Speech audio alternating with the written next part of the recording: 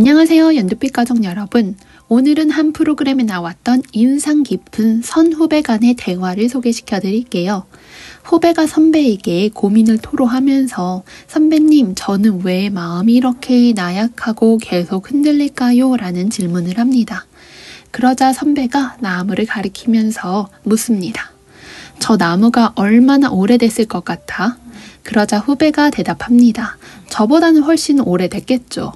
마지막으로 선배가 대답을 합니다. 저 나무가 얼마나 오랜 시간 땅 깊숙이 뿌리를 박고 있겠니?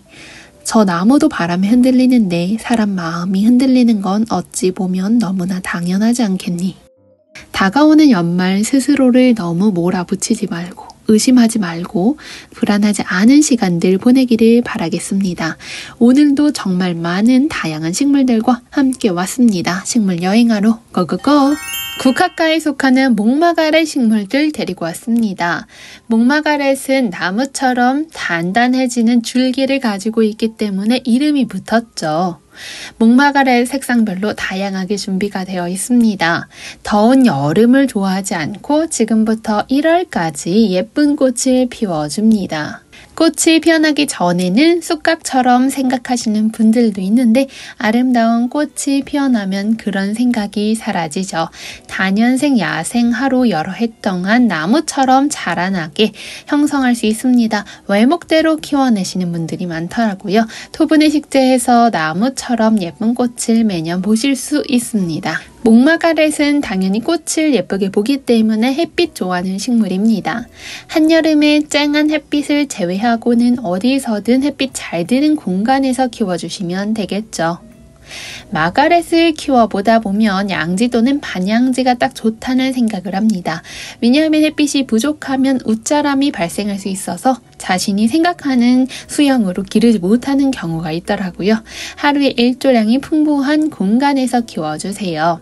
실내에서 목마가렛을 키우기 시작하였다면 햇빛이 잘 드는 베란다 쪽 창가가 좋습니다.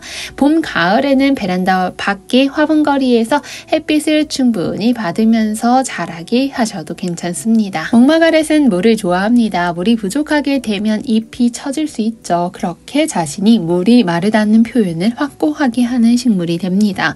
하지만 그렇다고 가습에도 엄청 강한 식물은 아니죠. 우리가 물을 주고 나서는 통풍을 잘 시켜줘야 하는 이유가 되겠습니다. 또한 거득이 마르면 물을 주시면서 꽃이 피어있을 때에는 잘 관리를 해주셔야지 예쁜 꽃을 오랫동안 감상하실 수 있습니다. 다음 식물은 홍황철쭉입니다.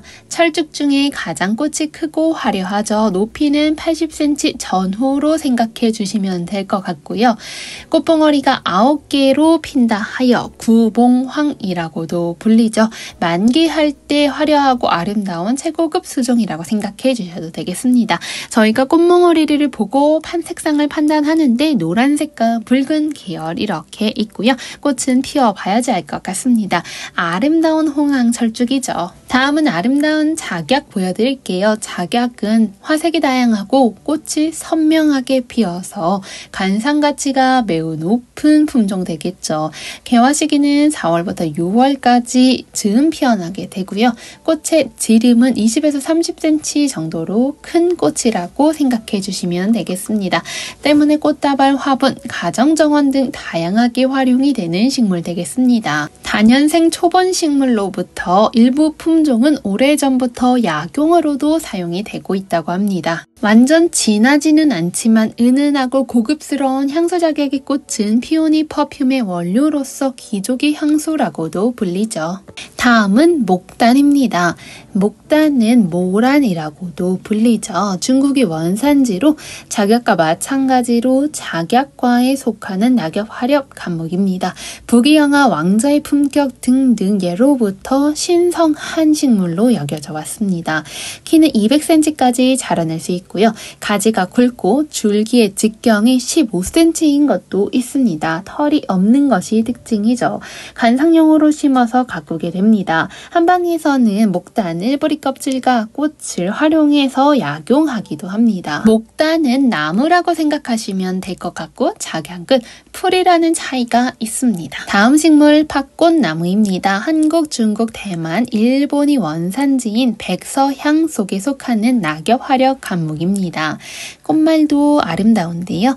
달콤한 사랑, 불멸, 명예 등의 긍정적인 꽃말 갖고 있습니다. 개화 시기는 겨울이 지난 봄부터 5월까지 연한 자주색의 꽃이 피어납니다. 추위에 정말 강해서 노지활동 당연히 가능하죠. 꽃눈이 형성 잘 되어 있습니다. 주황백무입니다. 백무 중에서 주황색 꽃을 피운다고 해서 주황백무라고 불리죠. 유럽아시아, 북미, 뉴질랜드에서 자생하는 야생화입니다. 내한성 강하기 때문에 전국에서 어디서나 쉽게 키울 수 있습니다. 백무는 가을까지도 꽃이 피고 지고를 반복하는 식물입니다. 꽃이 피우는 화초는 물을 잊지 말고 관리해 주어야겠죠. 배수가 잘 되는 토양을 선호합니다. 영하 20도까지도 견딜 수 있다고 하니까 참 신기하죠. 다음 식물은 노지 활동이 가능한 동국입니다. 잎은 이렇게 보슬보슬 느낌으로 자라고요. 꽃대는 수직으로 올라오죠. 개화할 때는 핑크색 꽃이 피었다 점점 하얗게 변화합니다. 이것을 보는 것도 꽃을 보는 매력이죠. 다음 식물은 홍화 진달래입니다. 진달래 중에서도 꽃의 색상이 조금 더 밝고 진해서 고급스러운 느낌을 주는 진달래 되겠습니다. 다음은 앵초 보여드릴게요. 그 중에서도 중국 운남에서 온 운남앵초입니다. 루빈 앵초라고도 불리죠. 완다 앵초 꽃 역시 매우 오묘한 색감과 화려한 꽃 때문에 많이 좋아하는 식물 되겠습니다. 완다 앵초는요, 이렇게 수평하게 자라나고 그 잎장 사이에 꽃눈이 생겨서 꽃봉오리가 만들어지고 꽃이 피어납니다. 유럽 겹샤스타 데이지입니다. 순수라든 꽃말이 가진 국화과의 여러 해살이 식물로 예쁜 노란색 겹꽃이 매력적으로 피어납니다. 삼색 임동입니다. 아름다운 꽃을 여름부터 가을 설이 내릴 때까지 계속 피었다 졌다를 반복해 줍니다. 꽃향기도 은은하게 나타나는 것이 특징 되겠죠. 추위도 잘 버티는 야생화이면서도 다년생 되겠습니다. 다음 식물 백천리향입니다. 하얀 꽃이 얼마나 우아하고 아름답게 피어나는지 모르겠습니다. 청순한 매력이 있는 하얀색 천리향이고요. 이 천리향은 분홍 천리향 되겠습니다. 향기가 요즘에 아주 멋스럽게 납니다. 잎에 무늬가 있는 황금 무늬 천리향도 나와 있습니다. 뿌리와 나무 껍질은 약재로도 사용을 해오죠. 천리향은 겉흙이 마르면 물을 듬뿍 주시면 되겠습니다. 목대가 굵은 것이 아주 매력적으로 다가오는 식물 되겠습니다. 길쭉한 종 모양의 꽃이 피어나는 프린세스 다이아나 의아리입니다. 덩쿨성 식물이기 때문에 이렇게 지지대 있어주면 타고 올라가는 습성 가지고 있어요. 다음 식물 돌단풍입니다. 돌단풍 중품과 소품 있는데 묵직한 게 제가 드는데도 무게감이 아주 많이 느껴지더라고요. 양지 반음지에서 잘 자라나는 다년생 초본 식물입니다. 크기는 30에서 40cm 정도 생각해 주시면 되고요. 봄에 4, 5월 달에 하얀 꽃이 아름답게 피어납니다. 돌단풍은 주로 깊은 산, 개울 주변 나무, 바위 틈에서 자라납니다. 때문에 돌단풍 이름이 붙은 거죠. 9월에 포기 나누기로 번식시켜줄 수 있습니다. 별피기 수선화입니다. 하얀색 꽃이 매우 독특하고 별 모양을 닮아서 꽃을 보며 왜 별피기 수선화인지 알 수 있을 겁니다. 수선화는 겨울부터 봄에 거쳐 품이 있는 향기를 풍기면서 자라나는 식물로 유명하죠. 수선화는 월동식물로 가을, 겨울 국은 심어주고 다음에 수선화 꽃을 보는 원리가 되겠죠. 양난초입니다. 아름다운 무늬가 바로 눈에 띄죠. 난초과에 속하는 다년생 식물로 내장산 이남 계곡이 숲속에서 자라면서 발견이 된 식물이라고 합니다. 하얀색 꽃이 원초꽃 차례로 피어나는 참의아리입니다. 참의아리 쌍떡잎 식물로 미나리 아제비과에 속하죠. 야생화로 노지활동이 가능한 식물 되겠습니다. 인디언 앵초는 여름에 휴명기를 맞는 식물입니다. 배수가 좋은 겨울에는 건조하게 보내주셔야 봄철에 주로 성장을 할 때 에너지를 뿌리에서 잘 가져와 사용할 수 있습니다. 뿌리 속단입니다. 속단은 전 세계적으로 130여 종이 있고요. 중앙아시아 전역부터 중국까지 많은 지역에서 사랑받는 식물입니다. 껑의 다리는 우리나라에 10여 종이 있고 그 중에서도 금껑의 다리는 비주얼이 아주 으뜸입니다. 농원에는 분홍색으로 피어나는 분홍상사화와 제주 식물로 상상화라고 해서 주황색으로 피어나는 두 가지 종류 있습니다. 상상화는 쌍떡잎 식물 백합목의 개난초라고 불리기도 하는 식물이 되겠죠. 잎과 꽃이 만나지 못한다, 서로를 상상하고 그리워한다 라는 의미로 이름이 붙었습니다. 상상화는 물주기가 편리한데 일주일에 한 번 정도 거득이 말랐을 때 간수해주면 되겠습니다. 다음 식물 오공국화입니다. 키우는 게 어렵지 않은 식물입니다. 햇볕을 참 좋아하는 식물이죠. 꽃말은 승리의 아침이라고 합니다. 해가 잘 들고 통풍이 잘 되는 곳에서 관리해 주시면 되겠습니다. 이렇게 줄기가 길지 않게 잎이 바로 나오기 때문에 통풍이 중요하죠. 에린지움입니다.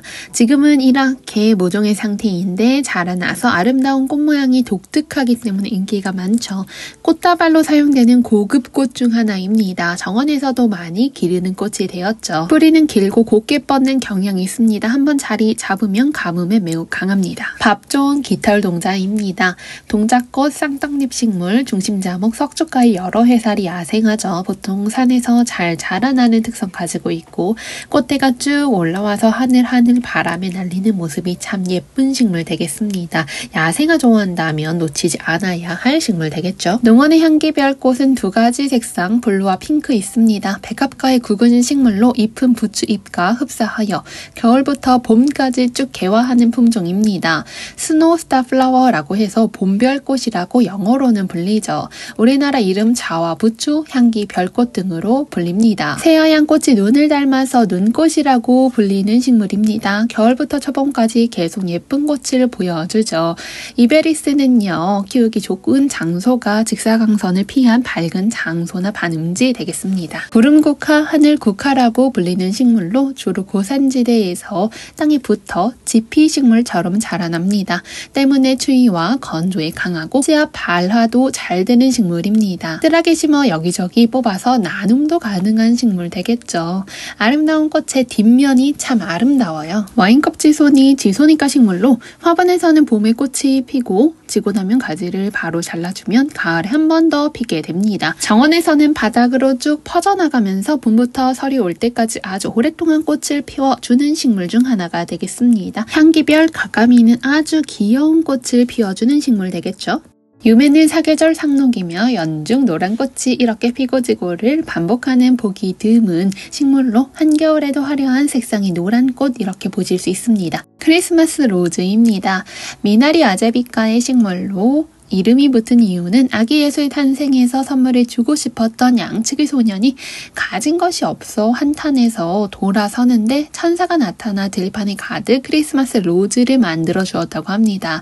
이후 소년은 크리스마스 로즈를 꺾어 아기 예수의 탄생을 축하해 주었고 아기 예수의 아름다움에 이 꽃이 고개를 숙였다고 합니다. 때문에 크리스마스 로즈라는 이름이 붙게 된 거죠. 원산지 따뜻한 곳에서는 겨울에 꽃이 피고 꽃줄기에 한두 개씩 아름다운 꽃망울이 달리게 됩니다. 1년 내내 꽃을 볼 수 있는 제라늄입니다. 다년생으로 한번 키우기 시작하면 꽤 오랫동안 제라늄에 빠지게 되죠. 삽목도 쉽고 한 주의 제라늄에서 몇 년 사이 베란다를 풍성하게 만들어줄 수 있는 힘도 가진 식물 되겠죠. 종류도 다양합니다. 이런 이유로 제라늄만 키우는 가드너도 있을 정도죠. 제라늄은 건조한 흙에서도 잘 자라납니다. 때문에 물을 너무 자주 주면 습해져서 뿌리가 상할 수 있기 때문에 이 점 기억해주세요. 초현초들 보여드릴게요. 색상별로 너무 아름답죠. 상록성 묘목입니다. 꽃이 한 번에 많이 생기는 다화성 식물이기 때문에 겨울에도 이렇게 예쁜 꽃 보실 수 있고 봄까지 연속적으로 꽃이 피었다 졌다를 반복합니다. 초현초는 더위와 추위를 싫어하는 식물입니다. 바람이 선선하게 부는 봄과 가을에 가장 잘 자라나죠. 여름 더위 조심해 주시고 겨울에는 베란다에서 키우기 좋은 식물 되겠습니다. 판타지아 서양란을 비롯한 다양한 서양란들은 축하 선물 혹은 나를 위한 선물로도 가능하고 개업 선물, 집들이 선물, 기억에 남는 선물로 활용하기 너무 좋은 식물 되겠죠. 1년에 2번이나 꽃을 피워주고 섬세하고 아름다운 은은한 화기로 자연스러운 조형미도 아주 잘 드러나는 식물 중 하나가 서양란인 것 같습니다. 서양란은 밤에 이산화탄소를 흡수해 강합성을 하는 성질을 가장 많이 가지고 하고 있는 식물 중 하나입니다. 때문에 다른 식물들과 비교해서 밤에 공기 정화 능력이 우수하죠. 합성 섬유, 염료, 페인트 세제 등이 들어있는 크실렌 제거 능력이 탁월하다고 연구된 바 있습니다. 물은 5일에 한 번 정도 주시면 되고 건조할 경우는 분무를 자주 해주셔도 좋습니다. 비교적 물을 선호하는 식물이지만 3일에서 4일에 마르는 환경이 적합하죠. 삼색 앵초는요. 분홍색 꽃망울을 올려주고 보랏빛 꽃을 보여주었다가 신비로운 파란 꽃으로 색감을 완성해주는 식물입니다. 햅시바는 꽃향기가 좋기로 유명한 식물이죠. 자스민 꽃향기를 담기도 하고 라일락 꽃향기와 비슷하게 느껴지기도 합니다. 작지 않은 꽃송이들이 모두 다 피면 이렇게 화사한 느낌을 주죠. 꽃들이 워낙 풍성하게 피어서 향기도 더 가득한 느낌을 줍니다. 한 번 꽃이 확 피었다가 꽃이 지고 다음에 꽃을 피울 때는 더 풍성하고 아름답게 느껴지죠. 아침 햇빛 내리쬐는 창가 앞에서 키워주시면 참 좋습니다. 개화기는 약간 비규칙적일 수 있지만 대체로 낮 길이가 짧아지는 가을, 겨울에 꽃을 많이 보여줍니다. 레위시아는 꽃색이 다양하고 화려한 데다가 개화 기간도 긴 편입니다. 아름답고 여리여리한 꽃에 비해서 다육질의 잎은 탄탄한 느낌을 주기 때문에 서로 반전 매력이 있습니다. 반양지에서 키워주시되 강한 직사광선은 피해주시면 좋습니다. 10도에서 25도 사이에 자라나죠. 고온 다습에 주의해주시면서 어느 정도 추위는 기르지만 베란다에서 안전하게 키워주시는 걸 추천드립니다. 속 크기 말이면 충분히 주시면 됩니다. 다육질의 잎에서 알 수 있듯이 과한 습기에 주의해 주셔야 되겠죠. 자생지에서조차 건조한 환경이었기 때문에 건조에 강한 편입니다. 너무 물을 많이 말려서도 안 되죠. 물이 부족하게 되면 잎이 처지는데 이때에 물을 줘도 되겠습니다. 아름다움 싱고니움입니다. 생육온도 17도 이상입니다. 다소 서늘한 기후에서 공중 온도와 토양 온도를 유지해주면 자라는데 큰 문제가 없죠. 항상 그 자리에서 그 모습 그대로 있는 듯한 느낌을 주는 식물로 성장 속도가 빠른 편이 아닙니다. 생장하는 중에는 비료의 영향을 받지 않지만 생장이 끝났을 때에는 마그네슘, 칼슘 등의 비료를 올려주셔도 좋습니다. 한 번에 많이 물을 주는 것이 아니라 꾸준하게 촉촉한 것을 좋아합니다. 아름다운 사랑초들입니다. 식물과 자연물을 통해서 우리가 가드닝을 하고 아름답게 분갈이하고 꾸미는 게 우리의 심신과 안정에도 도움이 된다고 하네요. 사랑초의 성장 과정을 관리해주고 키우는 것도 우리에게도 도움이 되는 거죠. 사랑초는 햇빛을 참 좋아하는 식물입니다. 해를 많이 볼수록 웃자람이 없이 짱짱하게 커지죠. 노르기는 꽃이 정말 신비스러운 식물 되겠습니다. 정면에서 보면 꽃의 중심에 녹색 부분이 있는데 그것이 암술이라고 생각을 해주시면 되고 그 부분을 둘러싸고 있는 게 수술이 되겠습니다. 꽃잎이 있지만 꽃잎이 아니라 꽃받침이고요. 꽃잎 모양으로 진화를 했다고 생각해 주시면 될 것 같습니다.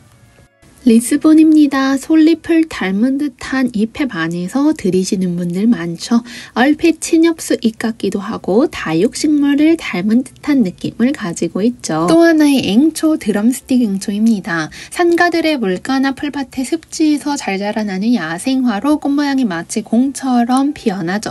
분지성인 꽃은 4월에서 5월에 여러 가지 색으로 피어나고 키는 나지막히 자라납니다. 황금 마사카 초설입니다. 두 친구는요. 마삭줄에 다는 변이로 황금 마삭줄이라는 이름이 붙었죠.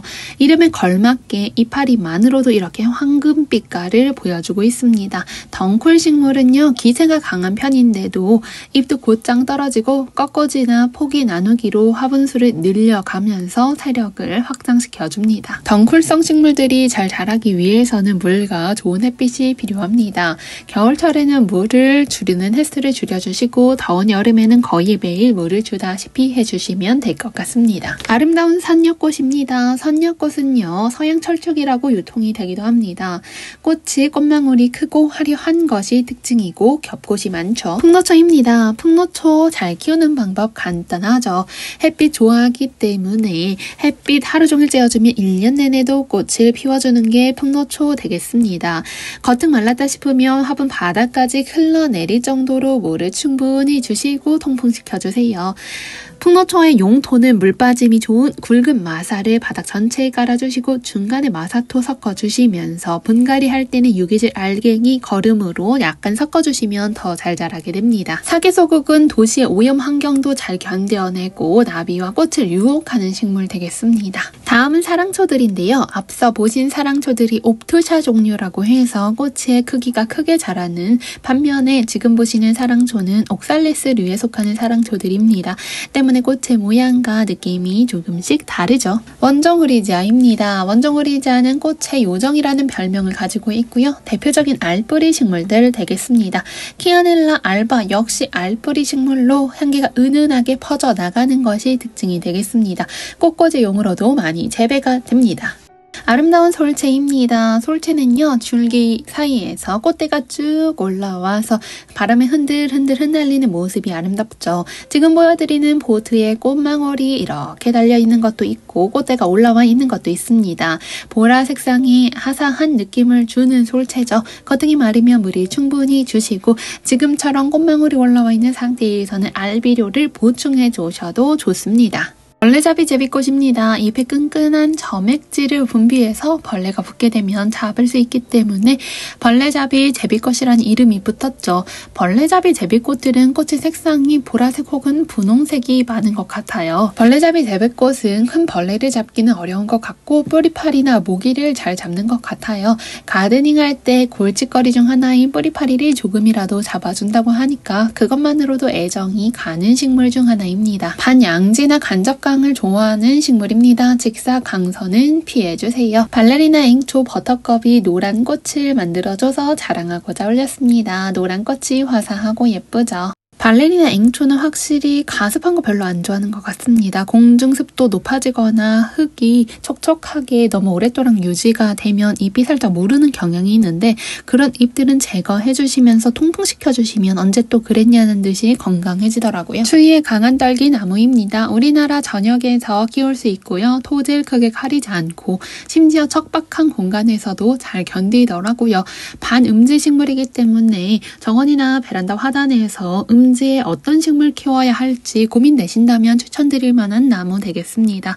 번식은 주로 실생과 꺾꽂이에 의해서 하지만 희무지로도 가능하다고 하네요. 엘레나 동백입니다. 호주 애기 동백이라고도 불리죠. 겨울하면 동백이고 동백하면 겨울이죠. 더 많은 연두빛 농원의 동백은 오른쪽 상단에 동백꽃 보러 가기 클릭하시면 구경 가능하십니다. 호주 애기 동백 꽃눈 달려있는 상태입니다. 다음 식물은 아젤리아 철쭉입니다. 아젤리아의 뜻이 건조하다라는 뜻인데요. 그렇다고 해서 엄청나게 건조에 강한 식물은 아니기 때문에 너무 물 말리지 말고 물 주셔야 합니다. 꽃망울 이렇게 달려 있습니다. 분홍색 계열로 핀다는 점 생각해 주시면 될 것 같아요. 아젤리아 철쭉은요, 꽃을 한 번에 많이 피는 식물보다는 연속적으로 꽃을 개화하는 식물이라고 생각해 주시면 될 것 같습니다. 다음 식물은 시크라멘인데요. 시크라멘은 꽃을 한번 피워서 쭉 꽃이 오랫동안 보실 수 있는 겨울 식물 중 대표적 식물 되겠죠. 꽃과 잎에는 물이 닿지 않게 저면 간수로 해주시는 게 좋은 식물입니다. 지금 보고 계신 시크라멘은 나비 시크라멘으로 고개를 약간 숙이고 있는 듯하게 꽃이 피어나는 시크라멘 되겠습니다. 다음 종류의 시크라멘은 보시면 앞서 보신 나비 시크라멘과 다르게 꽃이 천장을 향해서 불꽃 모양으로 피어나는 거 확인하실 수 있습니다. 이렇게 다르죠? 오늘은 아름다운 시크라멘을 마지막으로 해서 영상을 마쳐볼까 합니다. 저는 다음에 또 싱그러운 식물 이야기로 찾아올게요. 감사합니다.